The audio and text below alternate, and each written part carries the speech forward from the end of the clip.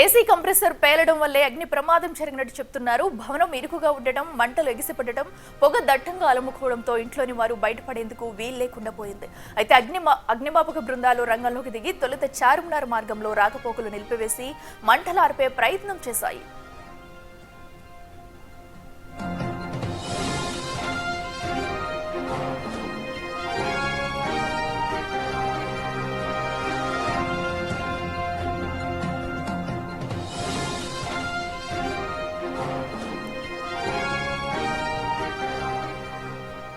ఈ ప్రమాదంలో ముగ్గురు స్పాట్లోనే చనిపోయారు. ఆ ముగ్గురు నిద్రలోనే కన్ను మూసినట్టు భావిస్తున్నారు. దట్టమైన పొగతో ఊపిరాడక ఉక్కిరిబిక్కిరై ప్రాణాలు కోల్పోయినట్టు చెబుతున్నారు.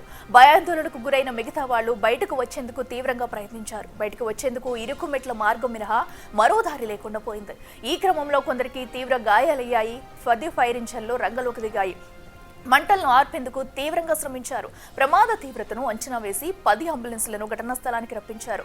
రెస్క్యూ చేసిన వారిని వెంటనే అంబులెన్స్లో ఆసుపత్రికి తరలించారు.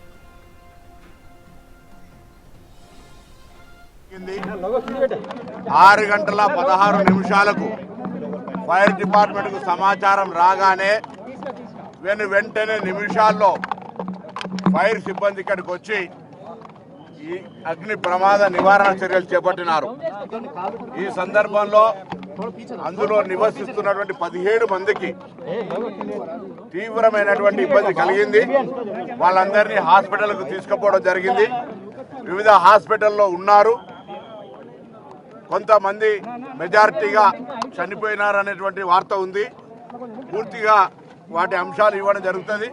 ప్రభుత్వం తరఫున అన్ని రకాల చర్యలు వారి కుటుంబ సభ్యులకు సంబంధించి ఇప్పుడే గౌరవ ముఖ్యమంత్రి గారు కూడా మాట్లాడినారు. ఇమీడియట్ గా ముఖ్యమంత్రి గారు సంబంధిత అధికారులకు మాకు ఇమీడియట్ గా ఆదేశాలు ఇవ్వడంతో పాటు ఇక్కడికి వచ్చి అన్ని రకాల చర్యలు తీసుకుంటూ ఎక్కడ కూడా బాధిత కుటుంబాలకు ఇబ్బంది కలగద్దు, వీలైనంత వరకు ఇమీడియట్ గా మెడికల్ ప్రిన్సిపల్ సెక్రటరీకి ఆదేశాలు ఇచ్చి సంబంధిత పోలీస్ కానీ ఫైర్ కానీ అన్ని రకాల చర్యలు తీసుకోవాలని గౌరవ ముఖ్యమంత్రి గారు ఆదేశించారు.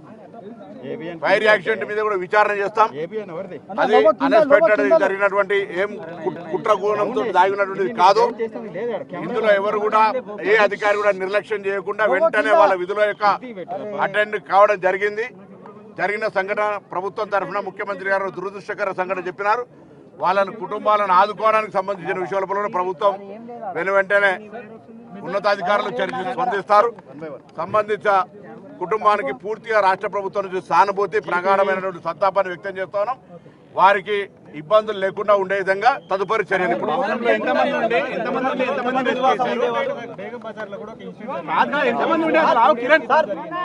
దాదాపు 17 మంది ఉన్నారు. 17 మంది కూడా వాళ్ళని హాస్పిటల్కి తీసుకోవడం జరిగింది. అందులో ఇంకా డెత్ కన్ఫర్మేషన్ అనేటువంటి అఫీషియల్ గా వచ్చిన తర్వాత చెప్తాం. అంటే అఫీషియల్ మెజారిటీ ఉండొచ్చు అని చెప్తున్నారు. 11 అంటున్నారు, 9 అంటారు. కొంత అఫీషియల్ గా నేను బాధ్యత గల వ్యక్తిగా చెప్పడం ఇబ్బంది. డాక్టర్స్ కన్ఫర్మేషన్ తీసుకున్నాక మీకు అఫీషియల్ ఇన్ఫర్మేషన్ అధికారులు ఇమ్మీడియట్ గా 6 గంటలకు సంఘటన జరగగానే 6:16కు ఫైర్ నోటీస్ వచ్చింది. ఐజీ గారు నాగిరెడ్డి గారితో సహా సిబ్బంది అంతా ఇక్కడ అటెండ్ అయినారు. అన్ని రకాల చర్యలు తీసుకునేటప్పటికీ ఆ సంఘటన ఫైర్ అంటే ఎట్లుండో మీకు తెలుసు. ఆ సంఘటన ప్రమాదవశాత్తు జరగడం వల్ల అందరు పిల్లలు హాలిడేస్కి వచ్చి 4 కుటుంబాలైనా అంతా ఉమ్మడి కుటుంబం. ఆ ఉమ్మడి కుటుంబానికి సంబంధించిన వాళ్ళందరికీ సంబంధించిన ఇబ్బంది జరిగింది. ఈ జరిగిన దాంట్లోపల ప్రాణ నష్టం జరిగింది. ప్రభుత్వం చింతిస్తుంది. ఇది ప్రభుత్వం నిర్లక్ష్యంతో ఇంకా ఎవరు నిర్లక్ష్యంతో జరగలేదు. ఒక ప్రమాదవశాత్తు జరిగినటువంటి దృష్ట్యా దీని మీద రాజకీయాలు వద్దు. ఎవరేం మాట్లాడి అందరూ కూడా కలిసి ఈ ఆపద సమయంలో వాళ్ళ కుటుంబాన్ని ఆదుకోవడానికి అండగా ఉండాలని గౌరవ ముఖ్యమంత్రి గారు ఆదేశించినారు. ముఖ్యమంత్రి గారు కూడా ఆ బాధిత కుటుంబాలతో టెలిఫోన్ లో ఇప్పుడే మాట్లాడినారు. మేమే మాట్లాడించినాం.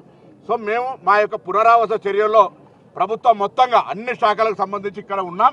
ఆ బాధిత చనిపోయినటువంటి వాళ్ళకి సంబంధించి కానీ మిగతా అన్ని రకాల చర్యలు తీసుకోవడం. రాజకీయాలు వద్దన్నా వారైనా మాట్లాడుంటే వాళ్ళు మళ్ళీ పునరాలోచన చేసుకుని చెప్తారు. I don't want do politics. మేము మా ప్రభుత్వం తరఫున ఏ అధికారి కూడా 1 నిమిషం జాప్యం లేకుండా స్పందించినారు.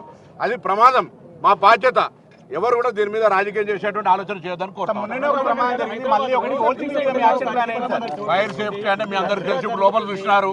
లోపల చూసినారు. మనం ఫైర్ సేఫ్టీకి సంబంధించినటువంటి ప్రికాషన్ తీసుకోమని అధికారులు మనం ఒత్తిడి చేస్తే మీరే ప్రభుత్వం ఒత్తిడి చేస్తున్నారు. ఈ సందర్భంగా ఒకటే కోరుతా ఉన్నాం, ఫైర్కు సంబంధించి అన్ని రకాల అది సంస్థలు, విద్యా సంస్థలు కావచ్చు, ఆసుపత్రులు కావచ్చు, రెసిడెన్షియల్ లొకాలిటీలు కావచ్చు, మార్కెట్ షాపింగ్ కాంప్లెక్స్లు కావచ్చు, ప్రమాదం చెప్పి రాదు. ప్రమాదానికి సంబంధించినటువంటి ఫైర్ సేఫ్టీ అందరూ తీసుకోవాలని కోరుతా ఉన్నాం.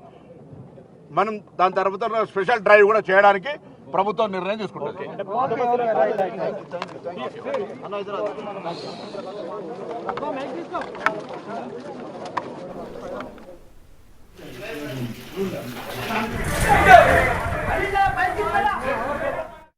రైట్గా ఘటనా స్థలంలో కూడా పరిశీలించిన అనంతరం మంత్రి పొన్నం ప్రభాకర్ అయితే మాట్లాడారు. సో దీనిపై ఎవరి నిర్లక్ష్యం లేదంటూ కూడా ఆయన క్లియర్ కట్ గా చెప్పారు. సో ఇది దురదృష్టకర ప్రమాదవశాత్తు జరిగిందంటూ కూడా చెప్పారు. అయితే ఘటన జరిగిన వెంటనే కూడా అధికారులందరూ కూడా అలర్ట్ అయ్యారు. ఫైర్ సిబ్బంది కూడా సకాలంలో స్పందించి సంఘటనా స్థలానికి వచ్చి మంటలనైతే అదుపు చేసింది. అయితే దురదృష్టవశాత్తు జరిగిన సంఘటన మాత్రమే అంటూ కూడా మంత్రి పొన్నం ప్రభాకర్ అయితే చెప్పారు. అయితే దీనిపై ఇప్పటికే అటు సీఎం రేవంత్ రెడ్డి కూడా కుటుంబాలను ఆదుకునే విధంగా చర్యలు తీసుకోవాలంటూ చెప్పినట్టు కూడా ఆయన అయితే తెలిపారు. గాయపడ్డ వారికి చికిత్స అందుతుంది. అయితే ఒకే భవనంలో కూడా ఇలా జరగడం అనేది దురదృష్టకరం అంటూ కూడా అటు పొన్నం ప్రభాకర్ చెప్పారు. అయితే ఏదైతే అటు గుల్జారా హౌస్ దగ్గర జరిగిన ఘటనని ఆయన ఘటనా స్థలానికి వెళ్లి ప్రతి ఒక్కటి కూడా క్షుణ్ణంగా పరిశీలించారు. అనంతరం కూడా అక్కడ జరిగిన విధానాన్ని కూడా వివరించారు మంత్రి పొన్నం ప్రభాకర్. అయితే ఇది కేవలం ఆ ప్రమాదవశాత్తు జరిగిందంటూ కూడా ఒకటి చెప్పడం జరిగింది. సో అయితే మనం చూస్తున్నాము ప్రస్తుతం అక్కడ ప్రమాద తీవ్రత ఏ విధంగా ఉంది అనేది కూడా మనం చూస్తున్నాము. అయితే ఎర్లీ మార్నింగ్ కాబట్టి అందరూ నిద్రలోనే ఉన్నారు. సో దీన్ని బట్టి ప్రమాద తీవ్రతను అంచనా వేసే సమయం పట్టింది. సో దాని వల్లనే ముగ్గురు కూడా నిద్రలోనే చనిపోయినట్టుగా